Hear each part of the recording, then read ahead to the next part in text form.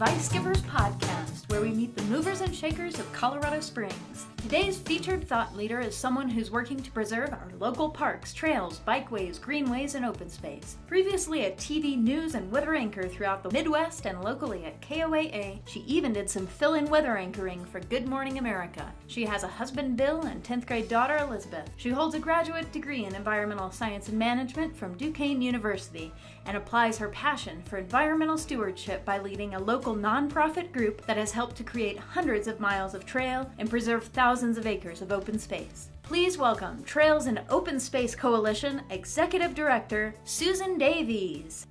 Welcome, Susan, to the podcast. The goal of the podcast is to talk to people in Colorado Springs who are leaders and have expert advice to share. Let's start off by just talking a little bit about you and your journey here. You're currently the Executive Director of Trails and Open Space Coalition. That's right, Lauren. I've been doing this for about 6 years now, and I'm really lucky. They tell you that during the course of your life, you're going to have 3, 4, 5 careers. This would be my really second career. I was 30 years in television news. I used to do the weather. I used to do a morning anchoring, a lot of different things in television journalism. And then I sort of recreated myself at about 6 years ago with this opportunity. And it's fabulous because as a journalist, you have to always be objective, or at least attempt to. You always have to sort of be on the sidelines, not have an opinion, but to report the story. Now I get to be really passionate about something and have very strong opinions. And I get to use those years of communication to actually share those opinions. So I'm in a great place. And I think you're probably more qualified to interview me than I am to interview you, but we're going to try it the other way around. Where were you? Oh, not true, not true. Where were you when you were on the news? I worked here at Channel 5 for about 6 years. Before that, I was in television news in Cleveland, before that Pittsburgh, before that Syracuse, and before that Green Bay, Wisconsin. So this is some of the best weather I've ever had. Did you do the weather in all those different locations? I did. So I'd be standing up against that green wall and talking about storm systems and cold fronts and warm fronts. And I can share lots of silly mistakes I made through the years because it's all done extemporaneous, but that's another show. That job sounds cold. It was fun. So here you are with the Trails and Open Space Coalition. How did you find this job in the first place? Were you looking for it? Did they come looking for you, or was it pure luck?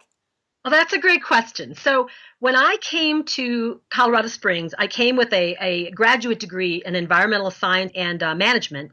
And I really wanted to make the environment my beat in addition to doing some weekend weather for the first few years. So I covered the environmental shakers and movers here in Colorado Springs. And Dan Cleveland, who had this job before I did, was one of my favorite people to interview because he was so connected to everything that was going on in the region.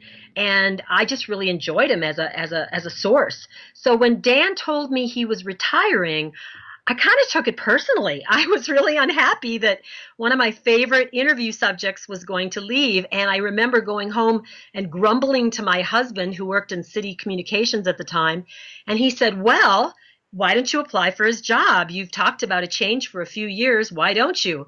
And quite frankly, Lauren, I said, I don't know a thing about running a nonprofit. I don't think this is something I'm capable of doing. But what the hey, I went for it anyway, and I will tell you the first year was an incredibly steep learning curve, but it's the best decision I ever made. So who helped you get through the learning curve?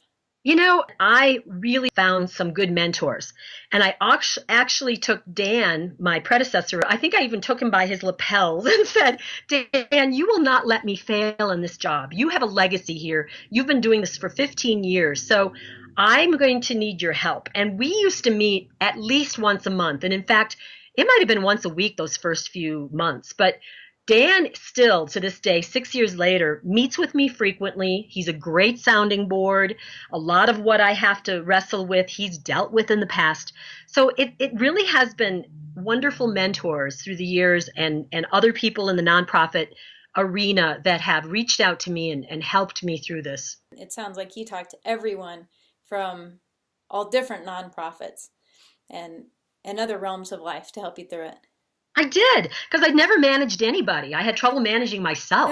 And suddenly I had a staff, I had a budget, I had lots of things that as a television news reporter I didn't have to do.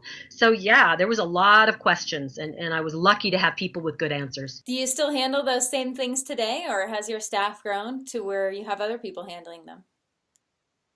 I have a lot of help. I've got the right people in place that some of those things I did have to deal with the first year are now in other people's area, project area. But no, a lot of it still, it still comes down to management and overseeing and being an executive director of a nonprofit is like running a little business and that brings all the challenges of running a little business, but it's so fun because every day you come in and if you feel like working on this, you can. And the next day you might work on this over here. But there's just so many different facets of it that it keeps it very interesting. I know the feeling. I bet you do. It's fun to be able to pick and choose what you're going to do each day, but by the end of the week you have to get a certain number of things accomplished. Well, we definitely want to hear a lot about what Trails and Open Space does, big picture, as well as what you personally do day to day. Why does Trail and Open Space exist, and also how do you get that work done? So let me take you back. About 27 years ago, there was a real push in our area to start preserving open space and more so to start creating some trails. People were looking and seeing what was happening up in Jefferson County, up in Boulder County, up in Larimer County, and their thoughtful citizens were being very deliberate in their preservation of trails and open space. And we just weren't doing any of that. We didn't have the money to do it. And even though there were a lot of people here that cared about those things, there just wasn't an effort to do it. So we formed, not me, but smart people a long time ago, formed this coalition, and they call themselves the Pikes Peak Trails Coalition. And they really were a coalition. They brought, members of the Sierra Club and the Chamber of Commerce and the Audubon Society and all these very disparate groups who all shared a common interest in making this region better. And they started in somebody's garage with a half-time position. But out of that effort, they were able to get the Pikes Peak Greenway built. They were able to get our TOPS tax passed. And that was the 1 penny on every $10 that we pay in the city of Colorado Springs that supports the purchase of open space, creates parks, creates trails. And that little 1 penny does a lot of work. It comes to about $7 million a year. And just to quickly say, we don't see any of those pennies. All of that money goes into public projects. But we think of ourselves as sort of the guardian of TOPS. And with that money, we've been able to do such amazing things as protect Red Rocks, protect Cheyenne Mountain State Park, add to the Ute Valley Park, build the Midland Trail, build Shook's Run, create the Sinton Trail. I could go on, but thousands of acres in this region and hundreds of miles of trails have been created and preserved thanks to all of you who pay that 1 penny on every $10. So I'm curious, do all these organizations still participate and play a role in the coalition at this time? You mentioned the Chamber of Commerce, which is now the Regional Business Alliance. You mentioned the Audubon Society and some others. Are they still players in what you do, or did you guys take this on and kind of take it off their plates maybe? In those early days, all those representatives were part of the coalition. They made up our board of directors. But then, exactly right, as time went on and we sort of came into our own, if I want to accomplish anything, I'm on the phone to someone with the Regional Business Alliance, or I've got contacts in the Sierra Club and Audubon and, another dozen organizations that when something big comes along, we absolutely reach out to those groups and say, hey, what do you think of this? Could you align yourselves? Could you support it?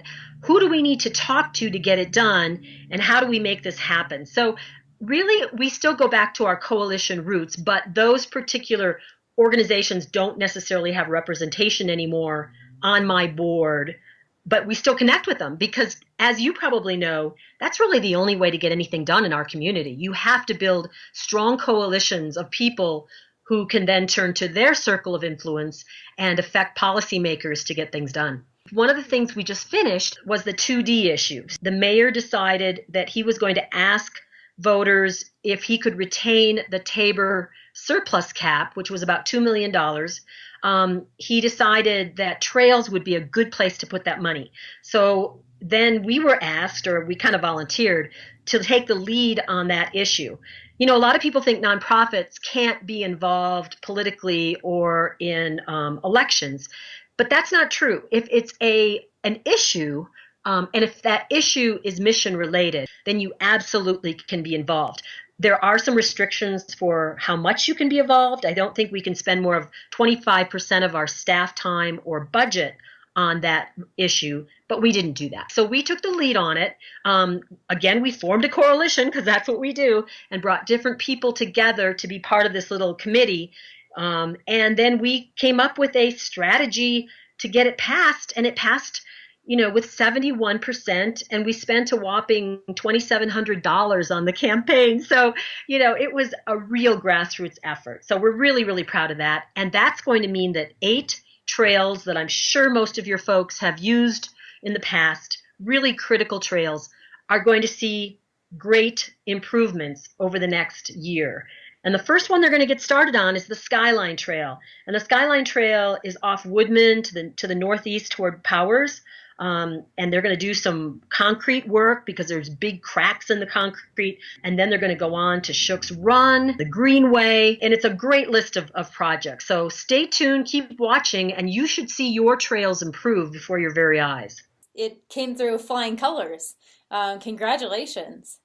It's not always that easy, trust me. One of the projects that we've been working on for many, many, many years is the Ring the Peak Trail.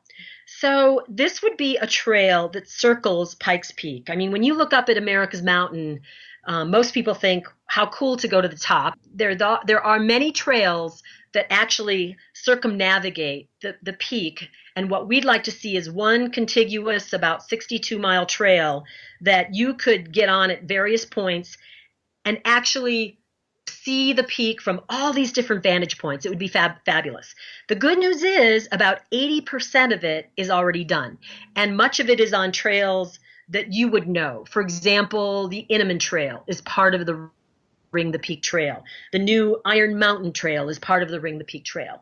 But we just got county commissioners to approve the new regional trail, and that's going to run from Manitou Springs all the way to the Teller County border eventually. But right now, we've got about a 5-mile gap. So we got approval to go forward and start finishing that final 5 miles. Don't have the money yet. The county will be working to get some of that money, and we'll advocate for that. But the first hurdle was to get county commissioners to say yes. So we're really excited about that. So we're going to have a new trail that you're going to be able to get on and either hike it or run it or perhaps bicycle it. And it will take you from Manitou Springs and then all the way up practically to Woodland Park. And then this next year, we're going to be working really hard to start a community conversation on how do we take care of our parks, trails, and open spaces for the long term. And that means really meeting their maintenance needs, but really thinking with an eye of the future. A few years ago, back about, say, 2005, 2006, general fund support was about $19 million for the Parks Department. Then in 2009, it went down to $3 million. Now we're back up to maybe about $15, $16 million. And we're still not back where we need to be. The reality is, with all the other pressures, we're probably never going to get to where we need to be. So we would like a community conversation on how important are those trails. For me, that's why I live here. I moved here to be close to beautiful green places.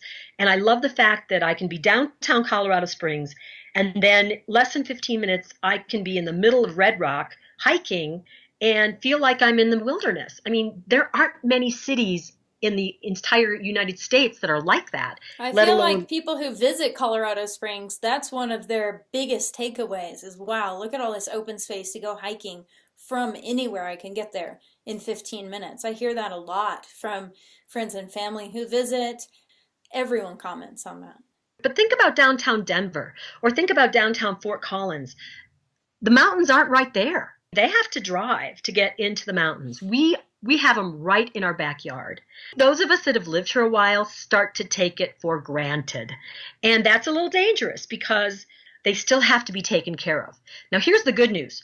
To take care of an acre of open space, so just picture for me an acre of open space, to take care of that costs roughly $75 per acre per year.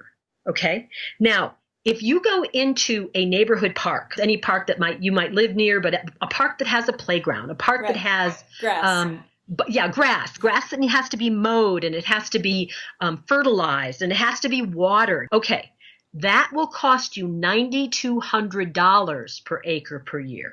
So open space is an amazing value when it comes to maintenance. It's so cheap compared to a neighborhood park. But you still have to pay for it. And we pay so little as taxpayers to support our trails, parks, and open spaces. If you look at what they pay per person in Denver, I think it's like $130. In Boulder, it's like $140. Here, it's like $35, $40. So people that say, oh man, some of our parks really look like they could use some help. As a community, we have to decide that that's a good investment. And that's the question we're going to be asking over the next year. Let me ask a question to you that I'm thinking people listening to this may be asking themselves. If someone wants the parks to get better and they want the bathrooms to work better and they want the open space to be taken care of, can they give a donation to the Trails and Open Space Coalition, to your group, and that will go to that trail work? Great question. So we collect no public funds. What we do rely on is memberships. We have a few events during the year. Fortunately, we were in Indie Give. That was great. So it's all public support.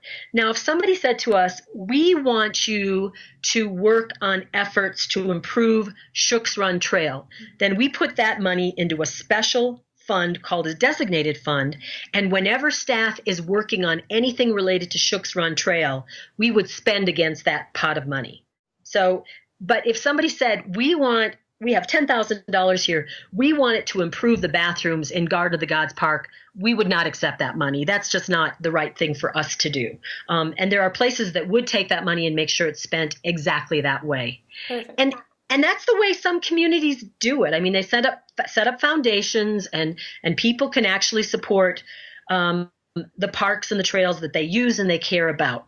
But that's a little problematic because certainly we have parts of our city that might not have a strong friends group or have a neighborhood around it that have the financial means to support it. So, I mean, we really need to look at these as community parks and community assets. And that means that they should be supported, with taxpayer dollars. You mentioned Friends Group. Probably not everyone knows what that is. And I know that you guys do a lot of work and collaboration with the Friends Groups. So what are they?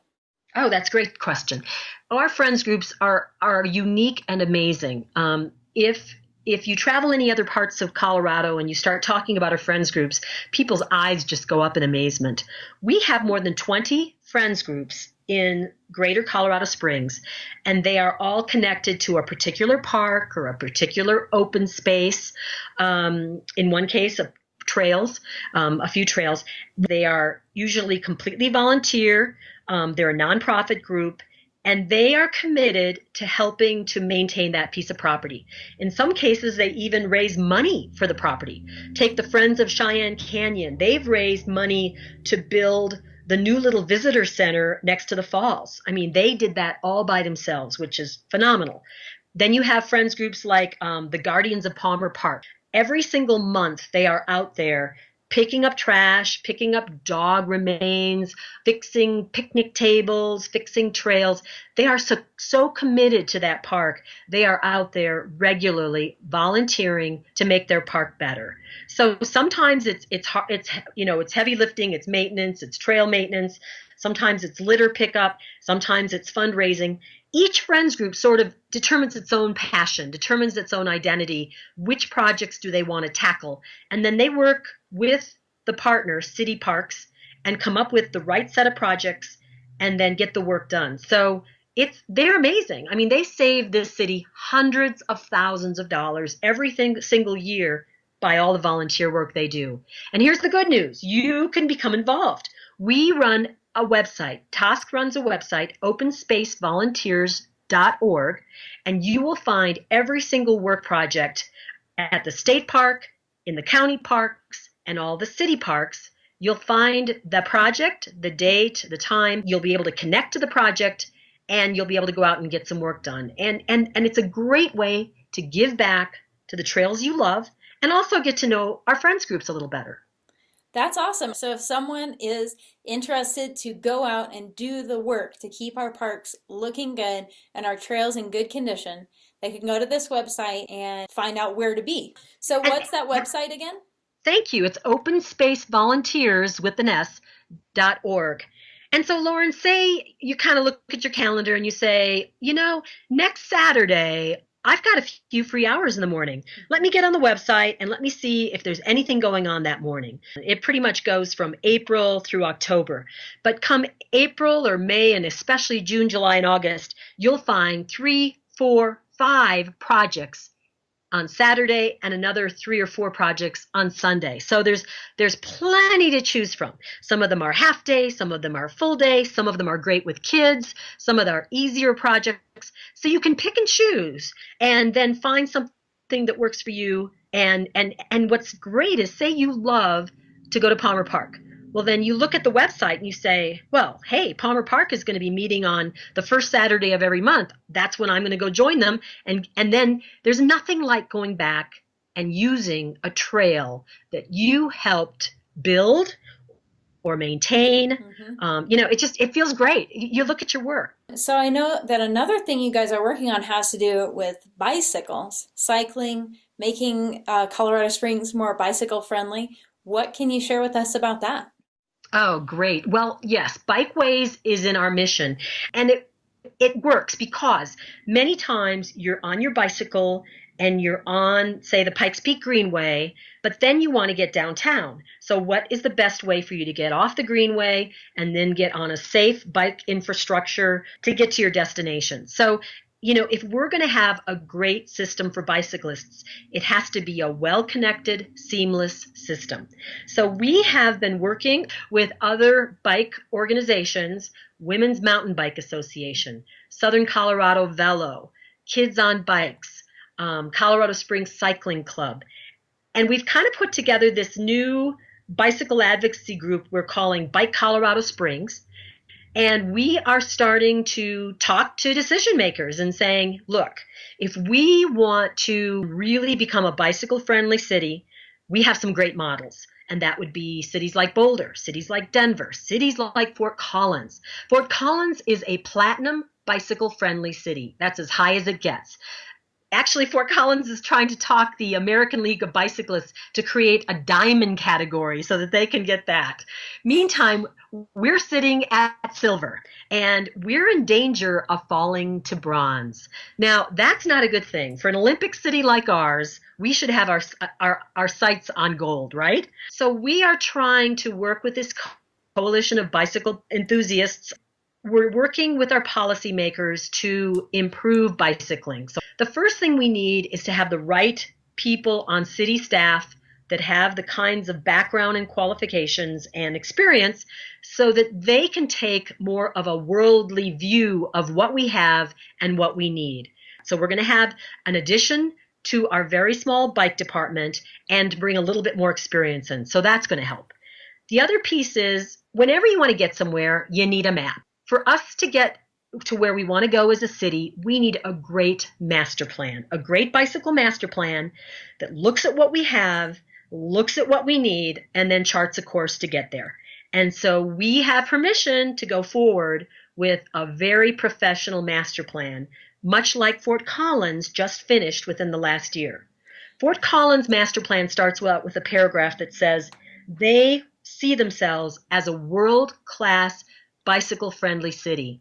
We need to reach as high and say we see ourselves as, a city that could offer people great transportation and recreational choices, not only on our trail system, but also on our street system. So you You may not know the answer to this, but in case do you know how long it took Fort Collins from the point that you're at now, that the city's at, of making a decision, this is the direction that we want to go, to become an incredibly bike-friendly city, to where they are today? Is it a 5, 10, 20-year process? That's a great question. And I'm going to ask that question. I have a contact there that I'm going to give a call to and say, and I bet here's what I'm guessing she'll say, that it's a process, but it starts with having the right people in place, the right political climate, the right support at City Hall. But once you have those pieces in place, then you start to actually make real substantive progress. And Lauren, that's where we're at now. Once we have that position hired and we've got that plan completed, which would take about a year, I really think you're going to start to see some amazing developments. But That's then I think very it's probably, exciting. it is exciting. So the first couple of years, we're going to make that connection to downtown. We're going to make sure that downtown connects well to Shook's Run Trail, to the Pikes Peak Greenway, that the Legacy Loop is finished, all those things that absolutely need to be done first. And then we're going to get looking out in the neighborhoods, and how do we connect neighborhoods to our trail system and to our bicycle infrastructure so that people that live in our neighborhoods at least have the choice to get on their bike and get to the library or to a job or wherever. We've covered trails, open space, friends groups, bicycles, Ring the Peak. Have we missed any other major components of what you and what TOSC could do as part of your mission? Well, I want to talk very briefly about the county. So we talk a lot about the city parks, but remember, we are fortunate in El Paso County to have 2 lovely nature centers. And we have Bear Creek Park, the Santa Fe Trail, the Fountain Creek Trail. I'm sorry to cut Sure, you off, go but I ahead. just want to point out to anyone who is listening to the podcast and is fairly new to town, Google these items that Susan is mentioning, these names of trails, so that you can check them out. Absolutely. This is a great city for biking already, but we're going to get a lot better. Right. And we expect that you're going to have a new bike map available. And so that'll be helpful. And then there's also going to be a brand new trails map that a company in town is putting out, and we're supporting them on that. Back to the county parks though. $1.30 per person per year is the amount of support that comes out of the county's general fund to support the nature centers, Bear Creek Park, Fox Run Park, Black Forest Regional Park, all the regional parks in our area. So the bottom line is we have a marvelous assets, but they're underfinanced. Now, if you're a homeowner and you have a roof and you don't take care of that roof, you know what's going to happen. Eventually, it's going to collapse and cause a lot more damage than if you had fixed it right in the first place. We're kind of getting to that point with both our city parks and our county parks. If we don't start paying attention and properly funding these amazing assets, it's going to be we're going to pay a lot more in the long run. And many of us would argue that these are the very economic drivers that bring new businesses, entrepreneurs, young professionals, visitors, tourists, all of those. This is our calling card. This is what we have. And so we absolutely have to pay attention and take care of them. And going to help with a volunteer project is a very good thing. But another good thing is to contact your city council member or your county commissioner and say, hey, parks and trails matter to me, and I'm hoping they matter to you too. Well, Susan, what are some of your favorite places in Colorado Springs to go when and if you have a day off? What trails and open spaces do you find yourself tending to go to? Okay, I'd love to share that list. I don't get anywhere near as much time to explore as I wish I could, but nonetheless. So Mount Muskoka. The Muskoka Trail was just finished over the last 6 months. That is a great trail. It's a brand new trail. You catch it from Mount Cutler Trail, and I think you'll really enjoy it. It's a moderate to difficult trail. Check it out. I love that. I have to say, in Red Rock Park, the Contemplative Trail is one of my favorites. I love to start in the Contemplative Trail and then wind my way around the perimeter of the park and take a nice hour to an hour and a half and just lose myself. I love doing that. But if I don't have as much time, just Pulpit Rock is lovely. I mean, just going up and climbing to the top of that rock, it's a great workout. And that open space behind that as well. It's an Austin Bluffs open space. That's kind of a well-kept secret. And it's great for mountain biking. It's huge, and you don't often find a lot of people, especially on a work day. So I would suggest your folks check that out because I love walking around in there. That's really pretty. I climbed Um, Pulpit Rock a couple of times on yeah, Thanksgiving. It's the perfect pre or post Thanksgiving dinner hike. it is, isn't it? You get a lot of satisfaction for a fairly short investment. And you can show off the city if you have a family visiting. You got some really nice views up there. Ute Valley Park, they're going to be adding new trails to the east side of that. Eventually, you'll be able to get on your bike in Rock Rimmon, jump in Ute Valley Park, and take that all the way to the Pikes Peak Greenway. That is the plan. So stay tuned for that. There's going to be some new trails, some new mountain bike opportunities in Ute Valley Park. So I suggest people really, really check those out. Um, my hope, and I hope my legacy is that when I finally retire, and boy, I hope I don't ever retire. I love this job too much. But when I finally do, that I can look back and that we get Ring the Peak done, we get the Ute Trail done, but I want to see more trails and options for people that live out east. They help pay that 1 penny tax too. There just aren't as many trails and parks out that way. We're certainly going to be part of that conversation and advocacy, but I'd like to see a real complete system. And one neat thing, Lauren, in the Parks Master Plan was a Springs Loop Trail. So this would be 100K loop trail that would go around the whole city and connect our trail system. It would be the Chamberlain Trail that would be connecting then to eventually to Shook's Run Trail, and that would connect to something that would be out in your Powers.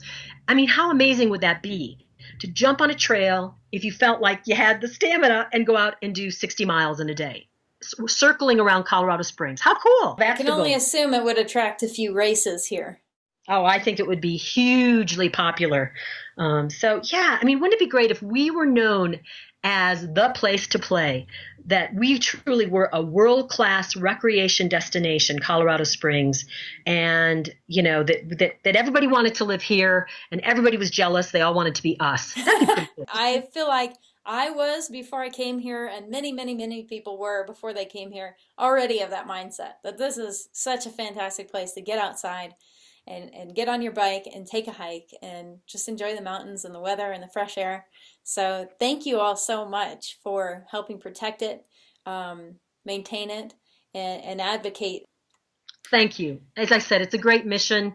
We've got good partners. All in all, we're in a very good place, and we're lucky. As we wrap this up and wind down, the things that I want to make sure that we get out there include how to contact you, your website, and as well, if someone is donating to Trail and Open Space Coalition, what does it go to? Because I know that the friends groups in the city do a lot of that maintenance, the physical labor that's involved in upkeeping the parks.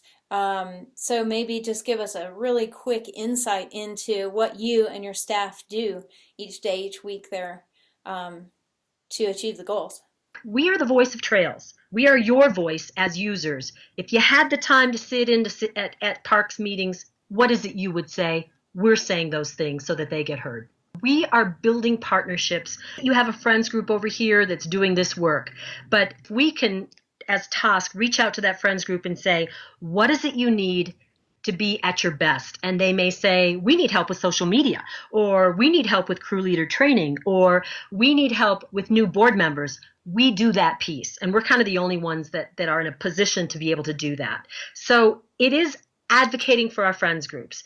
It's helping them with stewardship challenges and projects. It's advocating for our parks, trails, and open space in a way that speaks for the community. Now, as far as the website, we're at trailsandopenspaces.org, all spelled out. Check it out.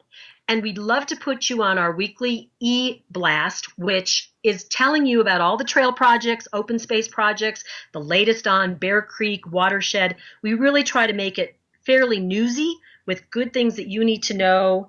And we also share projects where you can get involved, volunteer opportunities.